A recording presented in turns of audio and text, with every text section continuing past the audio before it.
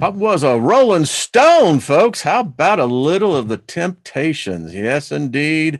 On Thursday, which is actually supposed to be like Joy Day. But hey, I guess it's a matter of, where you're at, I guess, so to speak.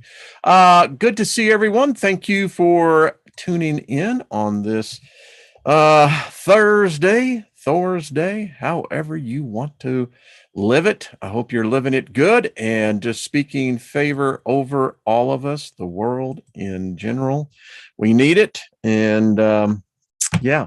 So how are y'all doing? Hello, everyone in the chat room and all you moderators. Matt Cow, how you doing? Open-minded, good to see you. Deborah Sloan, much love to you. David Castle and Rufus, how you doing?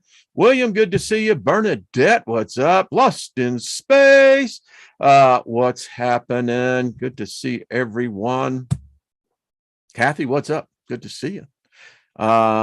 Interesting how reality changes like that. Hey, Teresa, what's up? Good to see you. Joyce, Eldeberry, hello. Paul Simon is always good. Indigo Alien, hello. I have asked, who is that splendid little yellow puppet? Oh, that is the Terry McFadden. What did they call him? I forgot. But he's on the yeah. So he's just hanging out. There's two others there, and so there you go. Project Skyfall, how you doing? DC, what's happening? Heads too, good to see you. Salutations right back at you. Jules, much love. John Price, hello. Ruth Ann, good to see you. Thanks for tuning in. So someone sent me a link to an article, and I'm actually going to be talking about it tonight on the Steiger Perspective. Artistfirst.com, 10 p.m. Eastern, 8 p.m. if you live in the Mountain West. That was a shameless plug. That apparently, now I don't know if this is true or not, but even if it is kind of sardonic, humorous, but the folks at CERN said they broke our reality. They broke it back in 2012. They're very sorry about it, and they realize that it might be an inconvenience for everyone living on this planet and in the former reality. But yeah, hey, Hadley, what's up, girl? Good to see you. So sorry. Hey, Brett from Houston, Texas, how you doing? Mary wins, we all win. Love Mary. How you doing, dear? So yeah, they said that they actually discovered a particle and then something went wrong. I mean, they never saw something like this before. So, I mean, that's understandable. I mean, if you've never seen something before, how do you interpret it? But in this case, when they tried to mess with it, it threw us into a different parallel universe. We left the original timeline, and in this realm, oh, Hadley, a dude, my well, of course you're a dude. My apologies on that. That's all right. Hey, you try driving the bus and taking the fares and everything else, making sure all the drinks and snacks are passed out. Anyway, so we're in a dimension where, man, shit goes bad.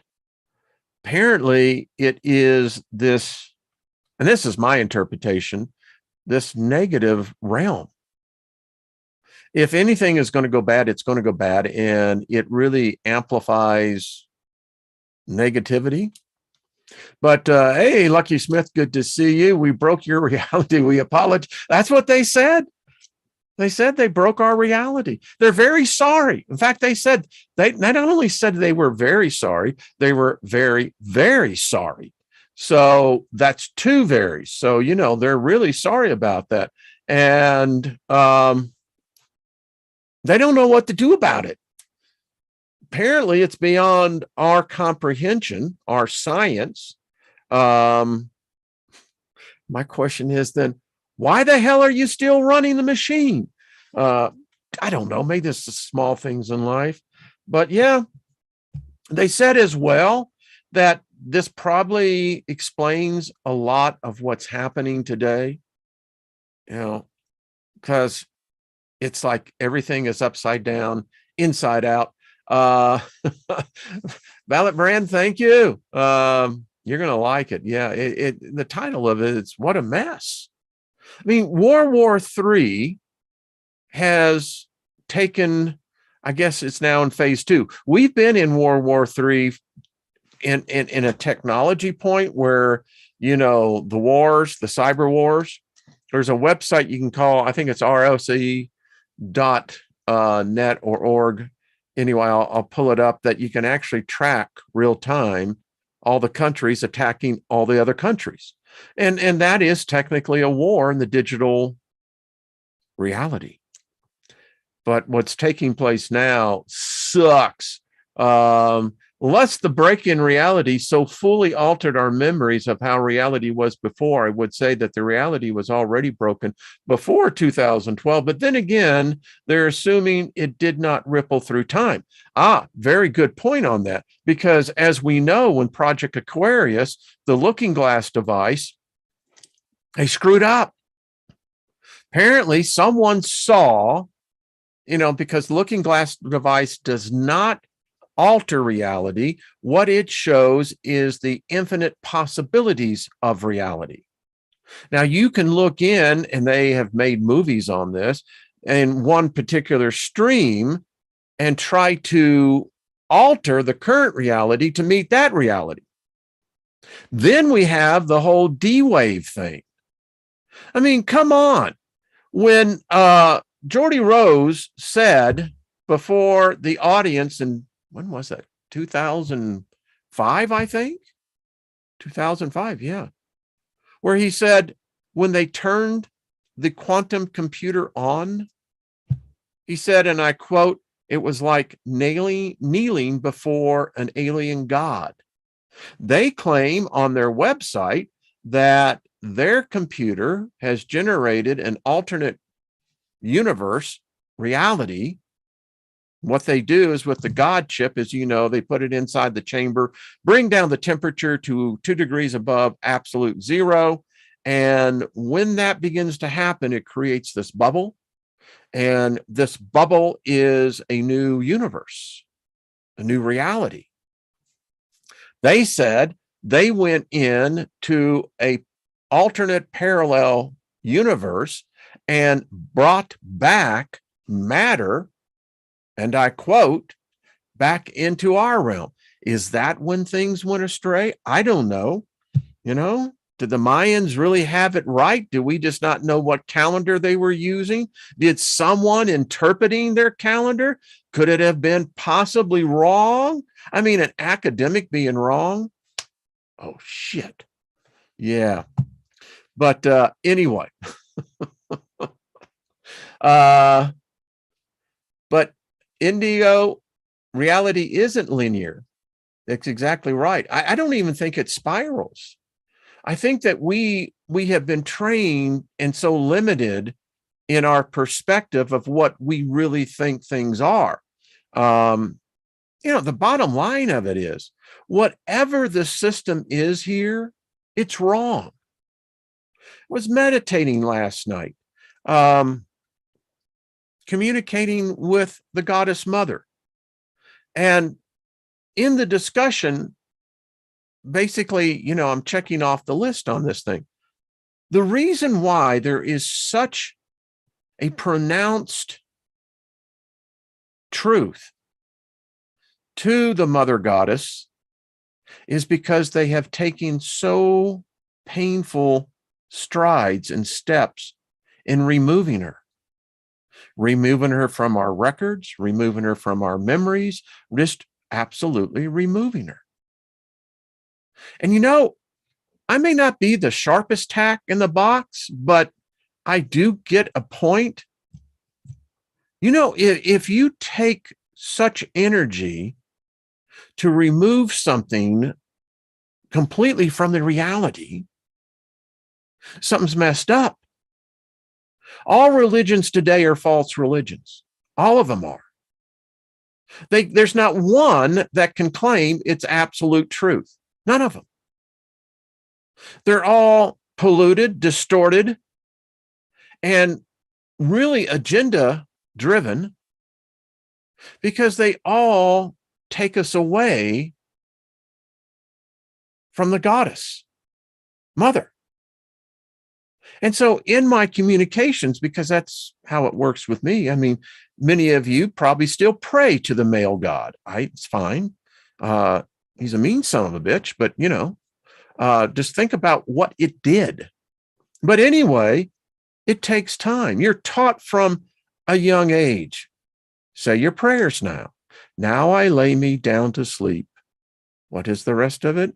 I pray the Lord my soul to keep. And if I should die before I wake, I pray the Lord my soul to keep. You want to talk about a spell?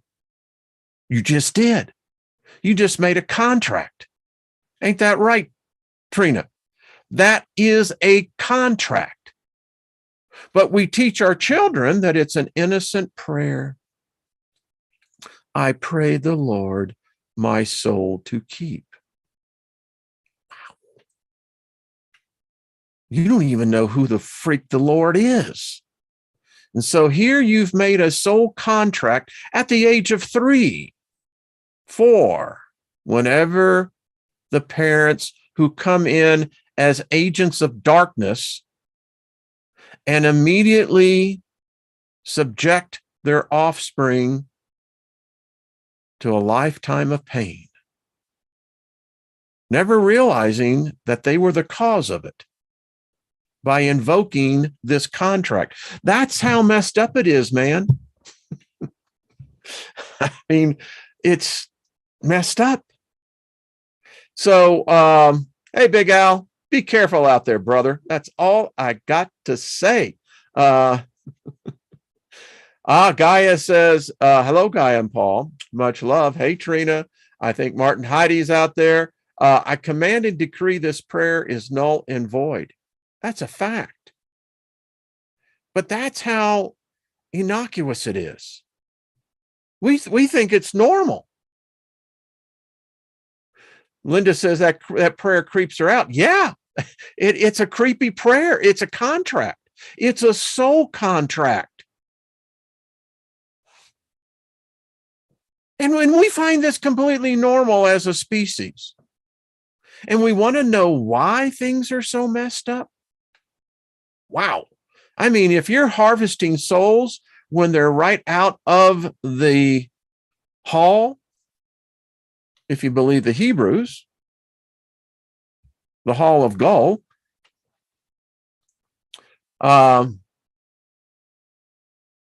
James Wright says, I do not give my consent. Yeah. And how many of us prayed that prayer? Yeah. And then we want to go, what happened? I don't understand it. And then you want to know why there's so many dark entities. Do you want to know why there's so many negative energies? Because we're praying and have given our souls to that dark energy. Any male god is from the darkness. That's where they come from. It's where everything comes from. That's why we're doing this study. Bernadette said, I never knew that prayer. Well, you were lucky. You just got to realize it. And in fact, if we did a study on that, you'd be surprised how many of the nursery rhymes are in fact spells, incantations. You're literally making soul contracts. And wow. So once you give that up, as I used to say, your ass is grass because your soul is theirs. It's like, oh, shit, man. And now you think, and all you parents are now, and even grandparents, you're thinking, oh, shit, he's right. Yeah, made a damn soul contract. I never even knew that. I wasn't even in the religion.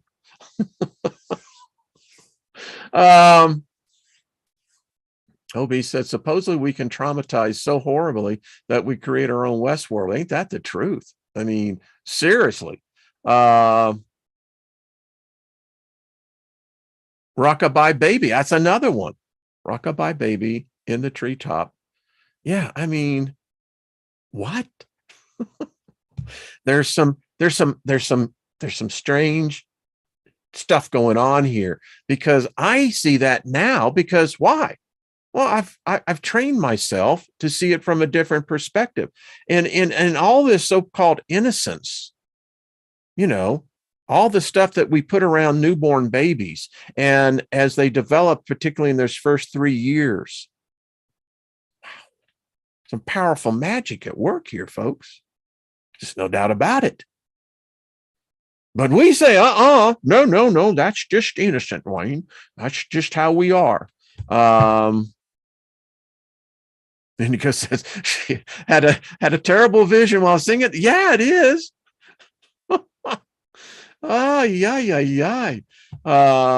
Mother Goose, there's another one. I mean, you just go right on down the list and you're going, holy crap. Hey, Grace, what's up, girl? Good to see you.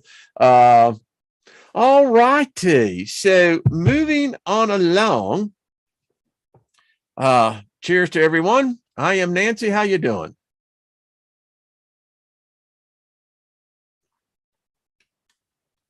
I'd like to add on to that, Nancy. Here's the problem. You can take your authority, but many have opened up doors. They've given permission. So before you can actually say, go, I take authority, many people don't realize that they're going to be mocked because they're the ones who gave permission. So, yeah, Humpty Dumpty. There's another one, Teresa. Broke his. I love this group. This is the Soul Tribe. I'm telling you. Hey, Nina, good to see you, girl. Little Miss Muffet. Along came a spider. Yeah, there's another one. You see where this is going? Crazy stuff, man. So I came across this, and I'm going to read it a little bit more than, and hopefully this will all work out just fine.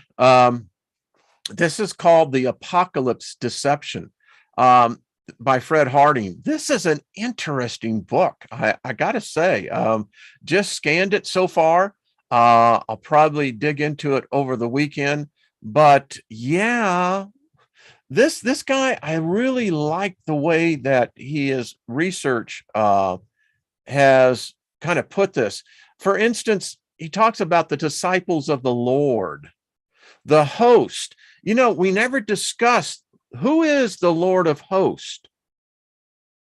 Anybody know? I do, but most people don't. And you find within the context of these writings that they interchange so many different entities, energies, deities, etc. And come to find out, what people today interpret as the last days is a script, a fraud, designed for humanity to basically commit hara-kiri on ourselves. Anyway, I'm going to get into it. The little bit that I have read, it is fascinating. And again, and particularly when you look in here in Satan's autobiography, and then Revelations in Revelation, sowing the seeds of confusion. And, everyone can agree that book, I've read it so many different times, and, the symbology, the imagery, the metaphorical, the allegorical, what? And again, if it was written when it was written, there's no way a modern day human being can in any way relate to what a human being was at the turn of the first century. So we are now into the metaphysics of shadow people. Very clear that there is, I guess it shouldn't surprise us, as there is a variety of races in Homo sapiens, there seems to be a corresponding like in these beings we call shadow people. They exist. There is absolutely no doubt about it. I have no doubt that the CIA is involved in this. I'm getting some documents someone is sending me. The military has been involved in this. It's quite interesting. Google is involved in this. It's interesting. They want to capture one, is what an individual wrote me. And I have to say the person was giving some good foundation.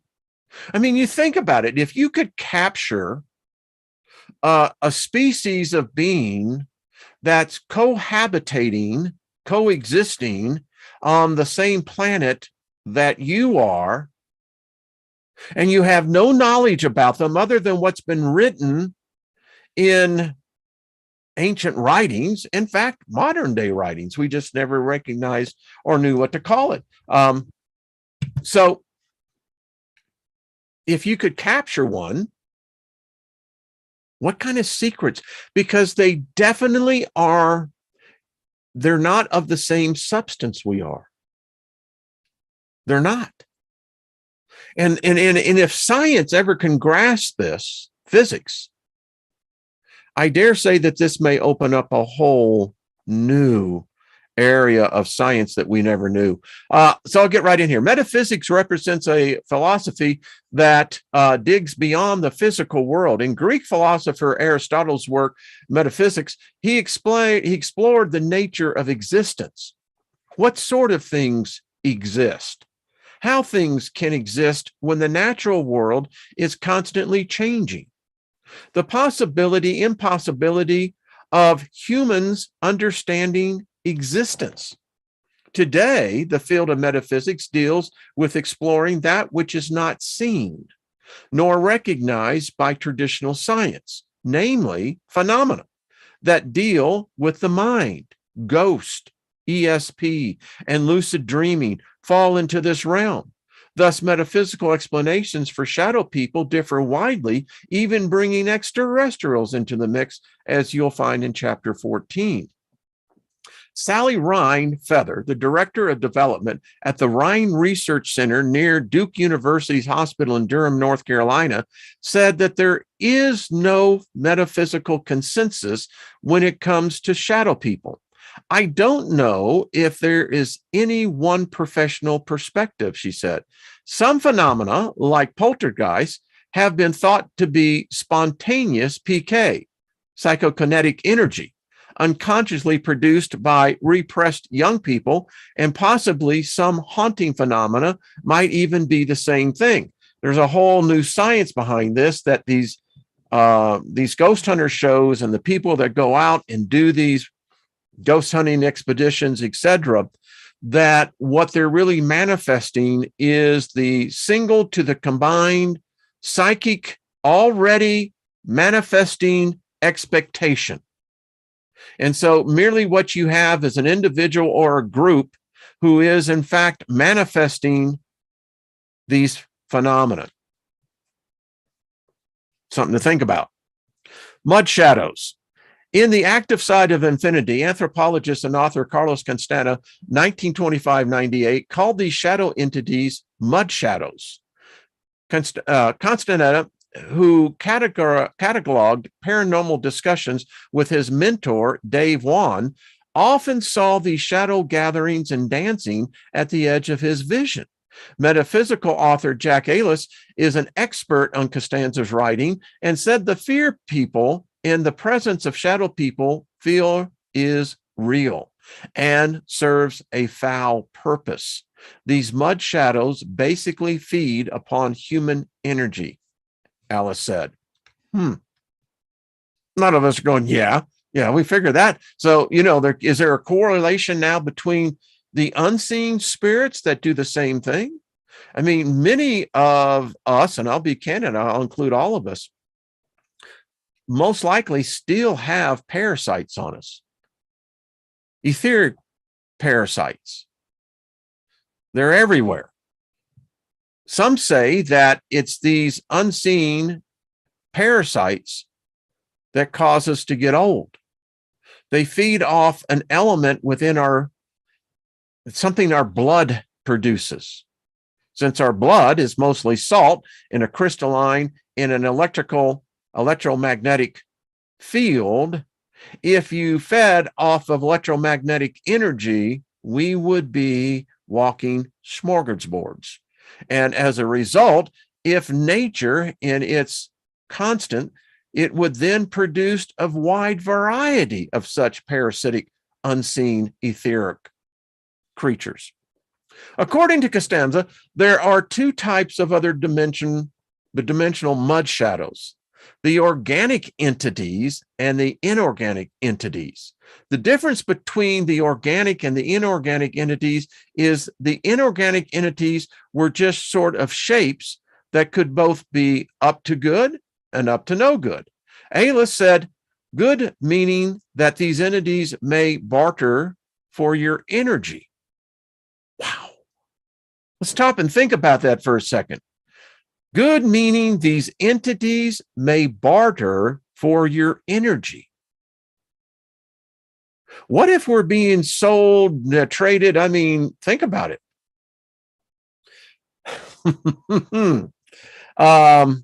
Wow. Bad meaning they were out to steal it.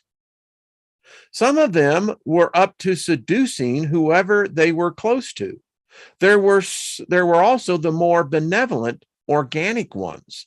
These organic benevolent shadows do not feed off humans, but won't attempt to stop the inorganic shadows from doing so due to a non-interference morality. Prime directive? I don't know. Most of Costanza's contact with these mud shadows came during lucid dreaming, a dream state in which participants know that they are dreaming and can, in some way, control the dream. Many people in the paranormal field equate this type of dream as astral travel. It wasn't dreaming as in the ordinary way we dream, Ayla said. It was actually an interdimensional journey, which left Costanza and anyone in this state vulnerable to attack by the inorganic entities. Some of it is very nasty, Ayla said. They were trying to capture him. What these entities are after is our energy. Their motive is to steal our energy. Gabe from California, who read Costanza's work and found these mud shadows inserting themselves into his life. These shadows, he said, are our predators. They feed off of our energy, and this is why they are often seen hovering over us. As a child in Missouri, he woke to see a woman in a flowing gown hovering over his bed. When I blinked my eyes, the woman disappeared. He said, Gabe's awareness of the figure frightened her off, but he knew why she was there. She was there to feed. And it's something else. Apparently, they have the ability, I don't believe they disappear. No, I believe it's no different than what nature does naturally. And that is certain species, everywhere from the reptilian all the way up to Sasquatch, seems to have the ability to merely blend in to their background. I don't think they leave. I think they're here. They just have a different way of tricking us. When we make the recognition that we see them, that is their cue that they need. You can call it a cloak. You can call it a chameleon effect. That's just my opinion. Spiritual shadows. Psychologist Stan Gooch of England, author of Personality and Evolution, The Biology of the Divided Self, The Neanderthal Legacy, Reawakening Our Genetic and Cultural Origins and Creatures from Inner Space, says shadow people are real. as are so many other paranormal entities. I believe in all forms of spirit visitors, incubi, succubi, poltergeist, shadow people, ghosts. They are real, Gooch says, but I do not think they are discarnated spirits, although I don't absolutely rule that possibility out. So here's the thing. I mean, are they souls? That would define then soul in a whole different manner. Are they spirits? And if they are spirits, then why are they so different from other spirits? Don't know. We're so regressed in our thinking. We don't know really how to communicate to the spirit realm as a species. Yes, there's many of us individually who are masters at it, but the vast majority of people do not understand, nor do they want to, that there is many others who coexist right next to them. Ignorance does have a certain blissfulness, doesn't it? Gooch, who has seen a Neanderthal materialize at a seance. Can we just stop here a second? So if these other genesis of man have exist, Homo, are you telling me then, those of you who believe in this reincarnation, that what? Are they going to somehow, what? Evolve in the spiritual realm? They were Neanderthals. How else are they ever to be no different than when you die, you're going to be a Homo sapien, dead, but nevertheless, you were or was or are. So where are all the people from Atlantis? Don't tell me that they've came in reincarnation, because something's wrong here. Because what that is implying, that there's somehow this evolution, Darwinism, in the ethereal realm. Or are you saying that we're Homo erectus? Is that what you're saying? We're Homo what? We take so much for granted. Cooch has never seen a Neanderthal materialize at a seance, who has seen one and made love with a succubi. Now, that can be dangerous. Still grounds these experiences in psychology. They are creations and projections of our other mind and brain.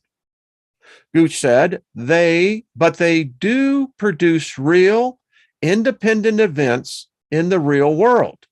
As these entities thrust themselves into our lives, two forms emerge: benevolent and malevolent. Jack Alice said, malevolent encounters far outweigh the benevolent ones because only one type is playing by the rules. I definitely believe in a spirit world, Alice said. What a spirit world is just other dimensions. The reason the benevolent spirits aren't more active, it's an unwritten law of the universe not to interfere in the affairs of the indigenous people on the planet, the prime directive. The benevolent follow this, and the malevolents don't give a damn. They're malevolent. It's that song, about the woman who takes the snake home and nurses it back to health, and thinks that the snake is going to be, and due to her for her kindness, but the snake bit her, and as she's dying, she says, "Why?" The snake looked at her and said, "Lady, I'm still a snake." Anyway, the benevolent follow this, and the malevolent don't care. Although Alice is convinced some of these spirit visitors are evil, he won't go so far as to call them demons. I don't put a whole lot of credence in the traditional Christians. When are we going to wake up to that? They invented it. And he said, there's a right way to practice Christianity and a wrong way to practice Christianity. The wrong way, those people tend to see demons everywhere. P.H. Parsons, president of the Bliss Parsons Institute of Metaphysics in Columbia, Missouri, investigates hauntings and has encountered shadow people more than once. Both I and several of our investigators have seen these beings on investigations, Parsons said. There are several theories as to what these are, including ghosts and, yes, demons. In Christian interpretation, according to some paranormal investigators who happen to be Christian, some believe them to be a demon or some sort of evil entity, Parsons said. Who knows? My own feeling is that a shadow person is another representation of a residual memory of a person who had such a strong personality in life, good or bad, that a bit of their energy remained here in this dimension after their spirit crossed over. Now, I got to stop here because I'm not going to let this go. I mean, come on. That would imply the vast majority of listening to me and those in the chat room right now, holy crap. Could you imagine this group leaving their residual energy? Because there's strong personalities here. There's no doubt. Wow. And then you start doing the math on that and you start going backwards and you're going, well, how many people have existed, let's just say in the last 5,000 years, that had strong personalities? What would that number be? Boy, is it getting crowded in here. This leftover energy, Parsons said, is caught in a loop and replays over and over again. And he added, he hasn't personally had a negative encounter with a shadow person. In all of the investigations I've done, I have never had any experience of a bad nature. No physical or spiritual attacks of any kind. Most of the time, the spirit beings are either friendly to us or confused by us, or curious as to why we are there. But they have never done us any harm, not even the shadows. Now, this is what I was asking the other day. It would seem like if they're so plentiful and there is a plethora of them, there seems like there would have been some meaningful communication established. I mean, how long does this take? Or if it is an unwritten law that they can't? I don't know. Pretty interesting when you think about it. Although many more people have encountered the malevolent shadow figures, we'll stay in chapters 8 and 9, Debbie's encountered a benevolent shadow man. In 2000, she was laying awake in bed when pain bit her deeply. Suddenly, my head hurt horribly for no apparent reason.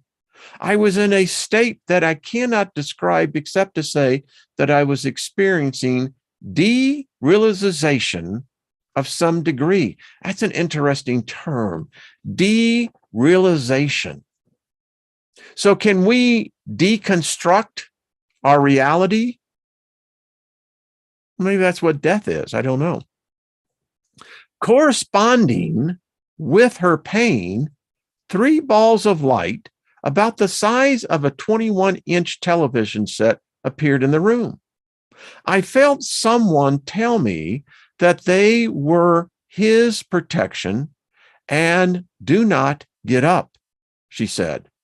I was then prompted to turn my head towards my closet, and standing in front of it, as well at the foot of my bed, was the figure of what appeared to be an older man. Although she couldn't see features, she knew this darker than night shadow, highlighted by lights that were not from her room, was a man. Lights were what formed his shape, she said. As well as the prominent shadow, the man was nothing more than lights or energy of some kind. Again, I felt someone tell me that he was a wise man, just visiting to see how I am.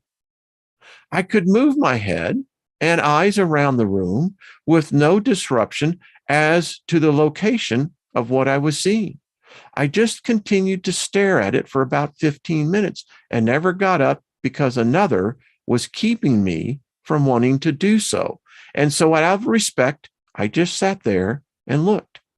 Eventually, the shadow man and the lights disappeared, and with them went her headache.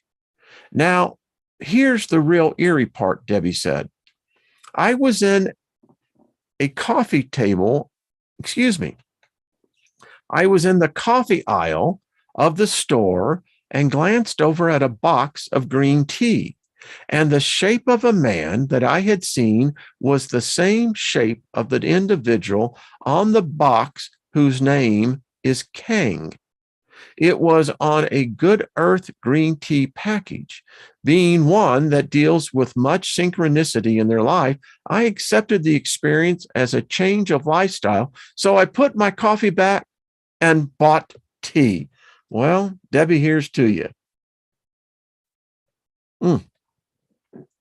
I know a lot of people like coffee. My wife loves it. Me, not so much. But tea? Demons of Christianity. This is a juicy one.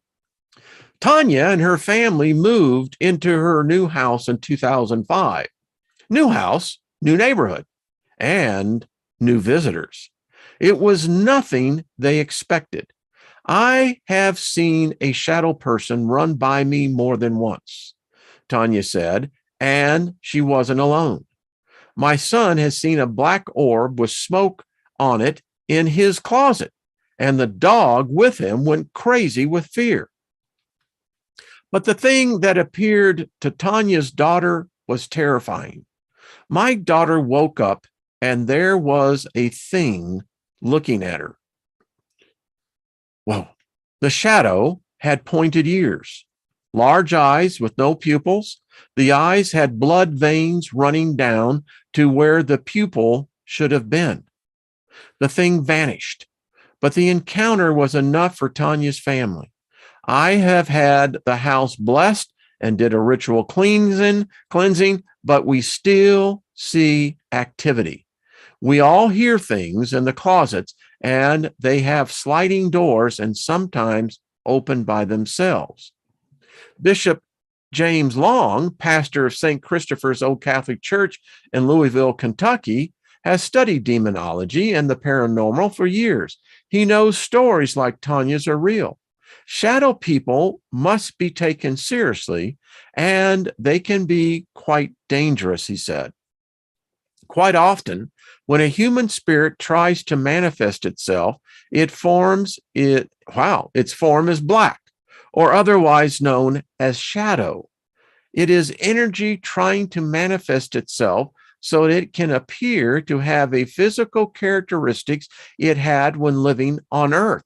And if you're open-minded, this is kind of interesting. I mean, what a thought. I mean, in all the world of possibilities, this one is just as possible to me as any of them. So what if it is, in fact, people who understand that the other side is nothing what they were taught or told, but once they acclimate, that they still have a drawing back to this realm, the physical realm. Maybe it's a family member. Maybe it's a lover. Could be 100 different things. And since we have the ability, we are energy, maybe there is a lesson on the other side that we understand all different forms of energy. These entities can move, communicate, and physically attack. Certainly, shadows that attack are demonic in nature and should be avoided at all times. I would strongly encourage anyone who witnesses a dark shadow to be careful. It could be a human spirit trying to manifest itself, but it could also be a demonic in nature. And again, we study word, and if you take demonic, back to its root, it's divine ones. Maybe the divine ones have a different energy. Who knows? How then can you tell which shadows are spirits and which are evil? David grew up in a house in Junction City, Kansas, a house with a dark, dark past. The only thing I was told about the history was that the former owner's son was into the occult and Satanism. The walls had to be scrubbed because there were satanic symbols on the walls. Well, as you and I know, they could have scrubbed the walls, but unless they closed those doors, those portals, they're still wide open. Maybe we should have told them that. But anyway, and in the house, David saw shadow people. There was a man and a woman on my bedroom wall across my bed. He said they were there almost every night. The outlines of the couple looked to be dressed in the style of the 1940s. They looked as if they were conversing, he said, and would occasionally stop and look over at me while I was falling asleep. These shadow figures didn't frighten David, but he never knew if the entities were good or evil. Well, David, since they didn't jack with you, consider them to be either non-committal and not bad. There is always a way to find out if you're dealing with an evil entity, Long said. Should you see an apparition of what appears to be a human spirit, there will always be some type of defect if it is demonic in nature. Only true human spirits, he said, can manifest themselves to the exact detailed as to when they existed on earth. Remember, demonic entities will try to trick you and appear as a loved one that passed. But when you view the entity, you will notice that the entity will have a flaw. There has been an insurgence of demonic activity. Has there been an insurgence of demonic activity in the years? Stephen Jensen of London thinks there has, and it's because of the breakdown of faith in society. You know, today, nihilism is becoming the number one belief system. Wow.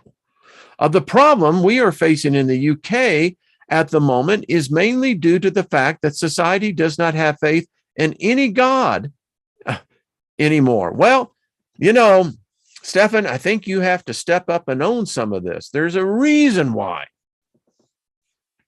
But we're not getting in. That's not this. He said money, jobs have taken over in people's lives. I don't think so. Jobs have always been, money has always been. And God does not feature or fit in anymore. Well, if they've been honest with us to begin with, that may not be the case. Cause and effect. Jensen feels the church is largely to blame for this. Oh, all right. The church in itself is growing weaker, allowing things that the Bible outrightly states is wrong. Binge drinking, drug abuse, sexual perversion, to name but a few, are getting worse, and these things take your mind to a different level of consciousness that you cannot control in the state you are in. Well, Jansen, I may disagree with you on that because, granted, if you're in a self-induced stupor, altered state of consciousness, yeah. But I can't say that humans have always binge drink. Humans have always been drug abusers. We love drugs. And sexual perversion, seriously? And you know, that's the problem I see here, because we're blaming something else that, again, this is not the cause for any of this. But it's easy to say that this is the blame. Once this happened, Jensen said, a person's spiritual defenses are gone. Really? And you are like a big red tour bus just waiting for demons and evil spirits to board. Well, where's your God? Where's your angels? I mean, if God this is your God, then he created these things. Well, we don't like to talk about that. Yeah. Is he not the God of these things as well? Didn't he say that he created evil for his own pleasure? Well, now you're speaking truth. Let's move on. Uh, these entities, he said, are shadow people. My guess is that the so-called shadow people are nothing but a certain type of demon that finds it easier to cross over into our world. I mean, you can get into that one. What do you mean he finds it easy to cross over? If there's a crossover, what would be the difference? I know I'm overanalyzing it. Although some seem to be oblivious of the fact that they are here, indicating that a window has somehow mistakenly been opened or left open into their dimension. You know, that just, for me, I just go, dude, grow up, man, grow a set. You know, why doesn't humans take some responsibility here? I mean, my attitude is that if we can build nuclear bombs, why the hell can't we nuke the spirits? Why are we always the victim? Why is it? You know, because they don't teach the occult.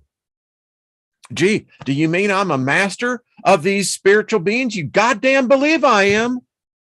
And if I put them to a task, they got no fucking choice but to do it. Ooh, Steiger, you're getting all worked up. Yeah, dropping the F-bomb here. But it's this kind of pansy-ass teaching that has belittled man and weakened humanity to a point that we think that we're nothing more than victims, powerless to in any way influence an unseen realm.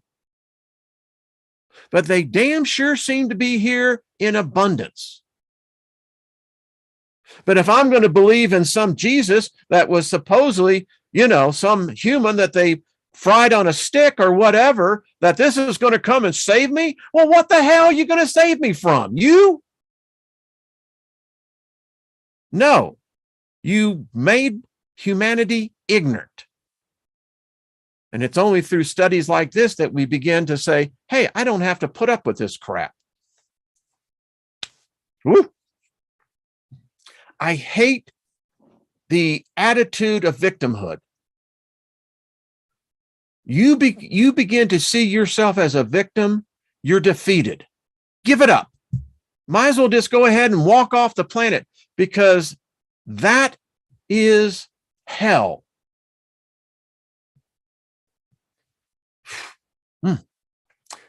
Shall we move on?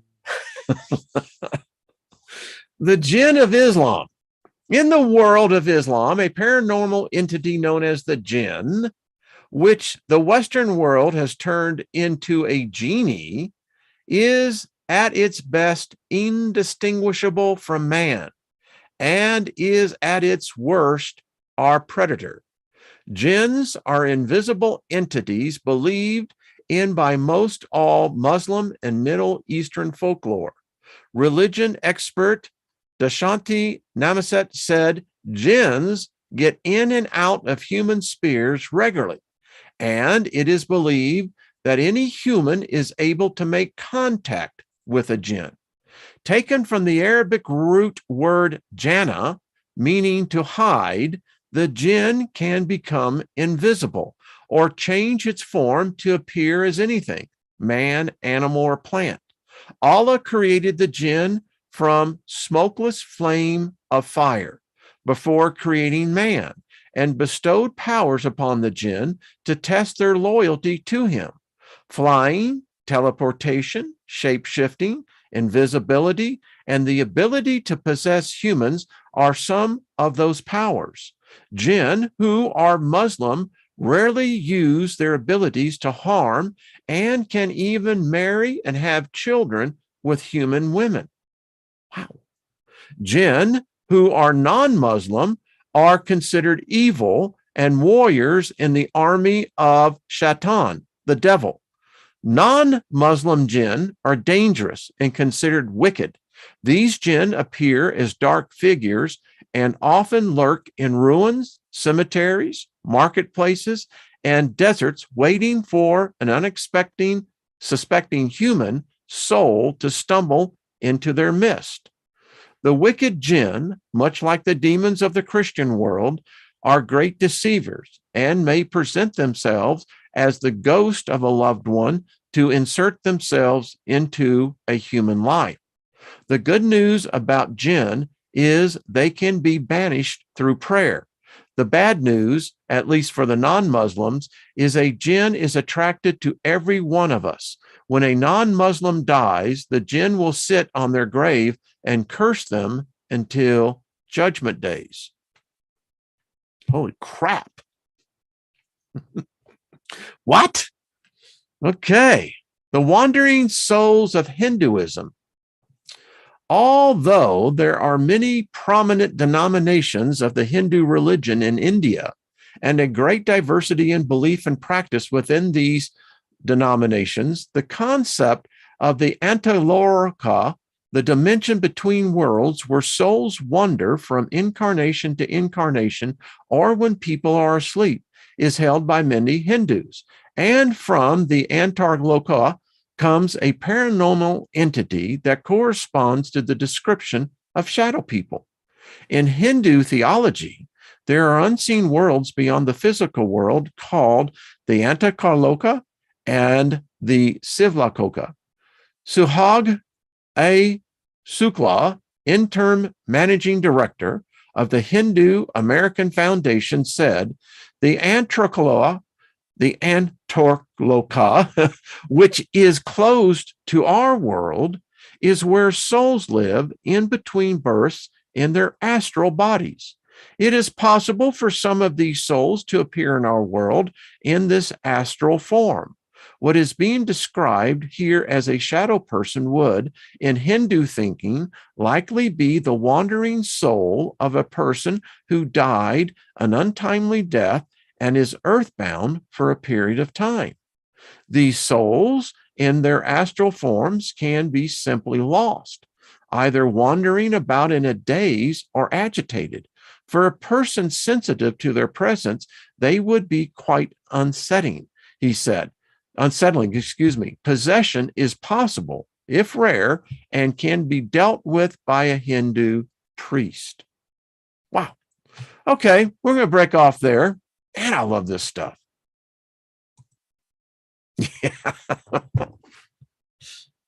Folks, we got to quit this victim. And it's like the world today. I mean, we got nations going. We should have the ability, the power to call down from the spirit realm to begin to descend into this realm to put this kind of nonsense out. But yet we merely accept it. We look at the pictures and we see the death and the gore and we say, ain't that a shame? Or then we make a prayer to a God and say, oh God, please stop this. But it was the very God that allowed it.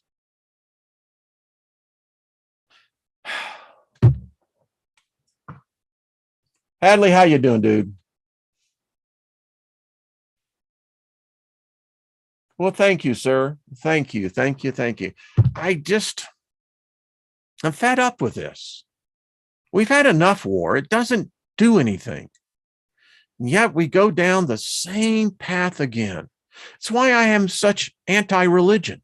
If religion was so beneficial to man, why are we doing this? No matter how much you want to teach man about love, man will reject love and take hate. Why? Hate's easier.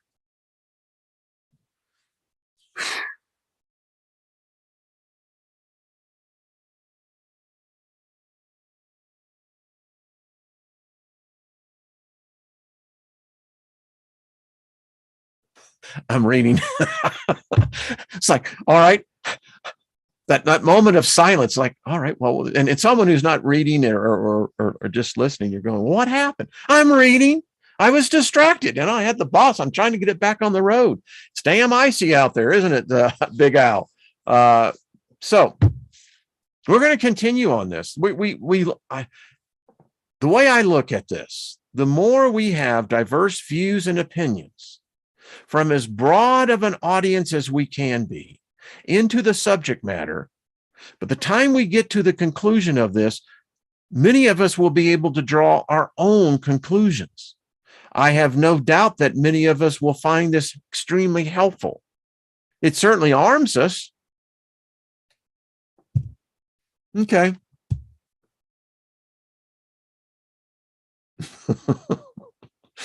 I love this. So there we go. We can do better. I know we can. And this is why my hunger for the goddess, to get to know her again, to bring her in the forefront. That's what I was talking about last night to her. So we need you back to where you rightfully need to be. She doesn't want a throne, doesn't need a throne. What she needs is the throne within us. Each one of us beginning to recognize her, beginning to simply call out to her. The more humanity does that, the more I believe we'll see her presence. But that's just me. I don't know. So, all right. Thank you all. Y'all are just beautiful people. Thank you. I appreciate the comments. I go back and read so many intelligent people here, deeply intuitive, many masters. I have no doubt, no doubt. And I'm certainly honored that you chose to be a part of this journey, and look at this group we formed. It's all our fault. We did it. Nina, thank you. You have a lovely day too, my dear. All right. You're welcome, Mary Wins. We are a soul tribe, no doubt about it. All right, folks, tune in tonight. There I get to talk about some of the stuff we really need to be talking about. Yeah.